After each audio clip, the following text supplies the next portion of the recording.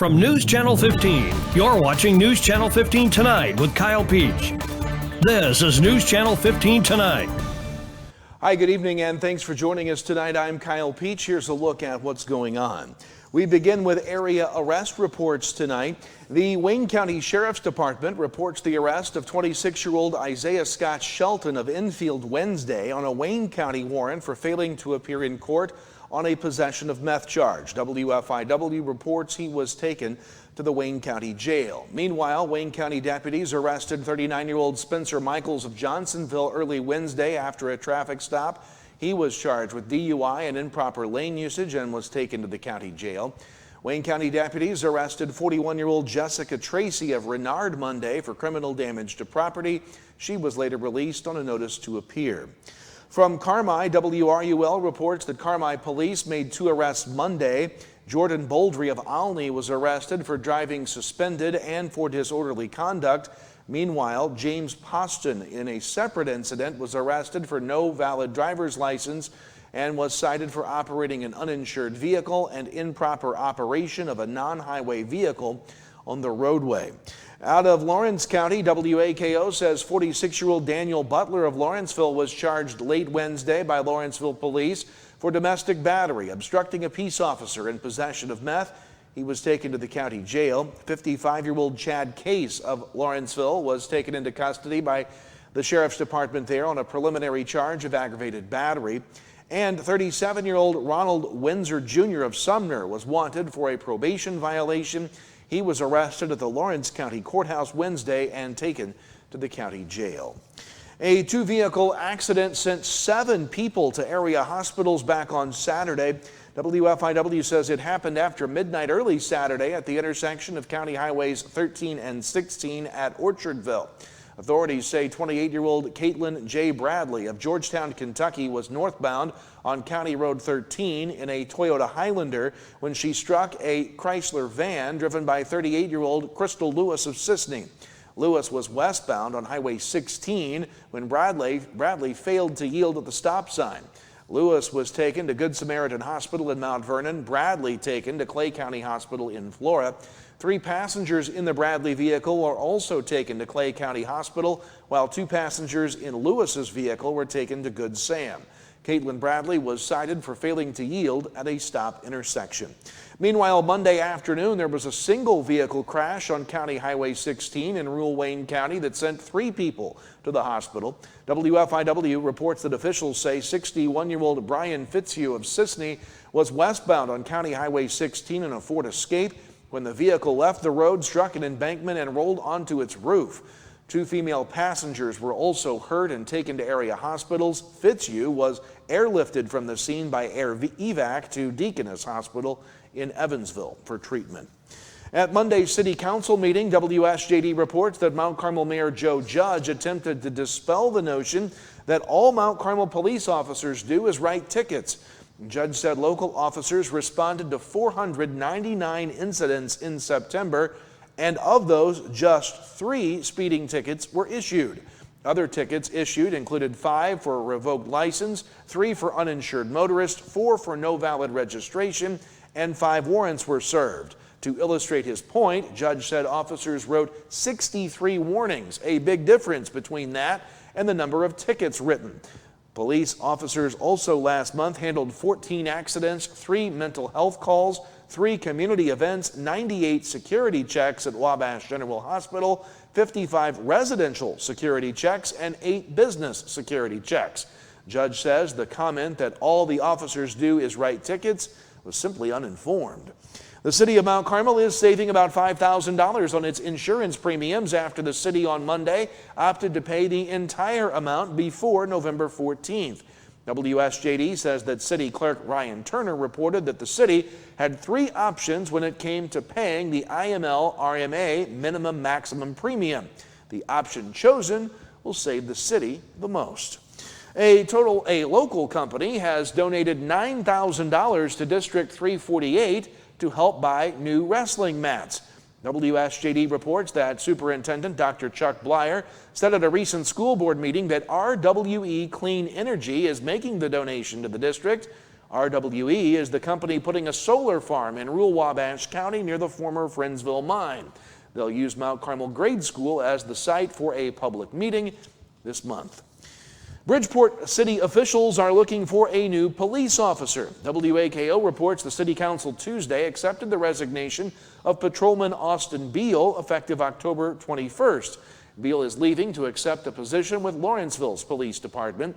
The city is taking applications for the vacancy, and anyone wishing to apply can stop by Bridgeport City Hall during regular business hours or drop off applications during those same times. Meanwhile, the city of Sumner will continue to have trash collection done by Republic Services. Tuesday, the city council there approved granting the exclusive franchise rights to the company for a one-year deal, which does call for a $1.25 raise in fees for residential customers up to $12.75 per month. That goes into effect at the end of the current agreement. The White County Board met Wednesday. WRUL says they heard once again from another developer with Pivot Energy expressing their desire to continue a solar project there. Changes were made to the project after a public hearing, including Pivot foregoing plans to the immediate west of the closest neighbor located adjacent to the north of the proposed project and to preserve the western views. The company officials said the project is already set back over 475 feet from the nearest neighbor, well in compliance. They also pledged a $10,000 donation to Pets at Risk, but ultimately the project was vetoed again by the board. Meanwhile, the fiscal year 2026 budget is available for public viewing at least 15 days before the board can formally vote to approve that matter.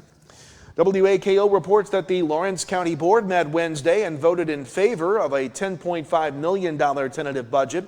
Among the major items in that budget, $2.6 million for road and bridge repair and $2.1 million for public safety. The general fund, the main operational account for the county, is anticipated to see a $250,000 surplus. The tentative budget will be available for inspection for 30 days until it is passed at the November meeting. In other actions, the board approved the reappointment of Paul Halter to a 3-year term on the Allison Mutual Drainage District and approved a resolution of support for Lawrence County Agriculture and entered into an engineering agreement with Charleston Engineering for bridge work to be done about 1.3 miles southwest of Lawrenceville. Severe weather possible on Saturday. We'll give you the latest information on that in our forecast straight ahead, and then we'll talk sports. Stay with us. Introducing the Student Plus account from First National Bank, a free checking account designed for students and parents alike. With Student Plus, parents stay in control with real-time alerts and spending limits, while students learn to manage money safely and independently. Instant transfers, lost card protection, and customizable features make banking simple for the whole family. Getting started is easy. Just visit any First National Bank of Allendale branch with your student, set up mobile banking, and choose the features that work best for you. Student Plus accounts with First National Bank. Parents choose the controls, students learn responsibility. At Wabash General Hospital, we're more than healthcare. We are part of the team. Our athletic trainers proudly serve 13 area high schools and 3 junior colleges, standing on the sidelines and in the AT rooms every day. From keeping our athletes healthy to helping them chase their dreams, we're here for every student athlete, every game, every step of the way, from injury to return to play. At Wabash General Hospital, caring for athletes is our game. Gabriel Fluffy Iglesias, the 1976 tour. When it comes to the department of cuddling, this is what I want. I want a woman. I want a big girl. Oh yeah. Oh yeah. This way we both can agree on the temperature of the thermostat. Friday, October 17th, Ford Center. Tickets on sale now at fluffyguy.com. Don't miss them, Evansville. Gabriel Fluffy Iglesias, the 1976 tour. Welcome back. Weather beginning to come into a clearer picture with the severe weather threat coming up on Saturday, but we'll have clear skies until then, it looks like, at least no rain to speak of across the area. Let's check numbers today. It was a cloudier start to the day than we anticipated. 75 degrees was our afternoon high today. 58 was the low this morning. Above normal still for this time of year, but the 80s, they are fleeting. Not going to see too many more 80-degree days, it looks like, across our region. Let's put the maps in motion. This will paint the picture pretty well for us as we move through the day on Saturday especially. Clouds moving in. It'll be a cloudier day tomorrow, similar to today, but more sustained cloud cover out there. No rain to speak of on Friday night. No problems with the football games, but a couple of waves of precipitation going to stage two areas of our west. The morning system looks to pass a little further to the north, but we'll freeze this for you right here. This is 6 o'clock our time Saturday night. You can see that line of shower and thunderstorm activity is staging right over the top of the west parts of our area. So it will be Saturday night when we expect to see those storms move into the area, bringing some pretty decent rain amounts with that. The forecast models now indicating a level 1 marginal risk of severe weather for our region. We continue to see the area of greater slight risk shift further back to the south and west of our region, but still that marginal 1 of 5 risk for severe thunderstorms.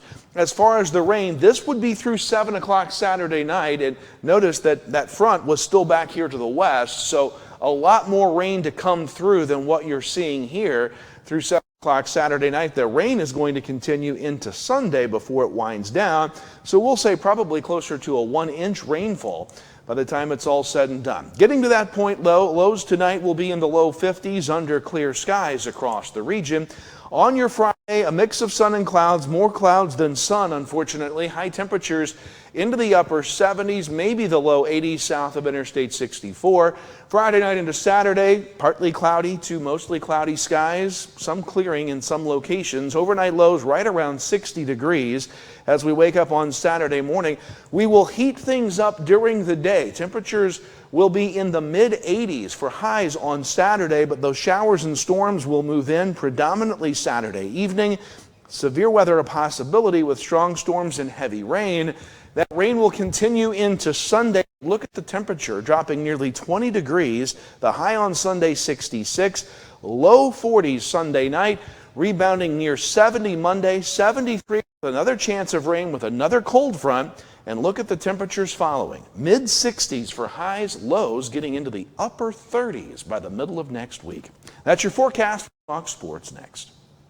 Drive into fall at Steve Faulkner Automotive. Get a new Ford F-150 up to $6,400 off MSRP. Get 4.9% for 84 months on 2025 Explorers. Find your new vehicle at SteveFaulknerAutomotive.com. Prices have fallen at Steve Faulkner Automotive. Get up to $6,000 off a new Jeep Wrangler or a Jeep Cherokee L up to $8,000 off or 0% for 60 months. Come in today or go to SteveFaulknerAutomotive.com. Hi, I'm David James, president of Mount Carmel Public Utility Company. And I'm Elijah Hadrill, one of the captains at the Mount Carmel Fire Department. Let's start with our first tip, the optimal locations for fire alarms. So smoke alarms should be installed on every level of your home, outside each sleeping area, and inside every bedroom. For the best protection, we recommend that you interconnect all the smoke alarms so that when one sounds, they all sound.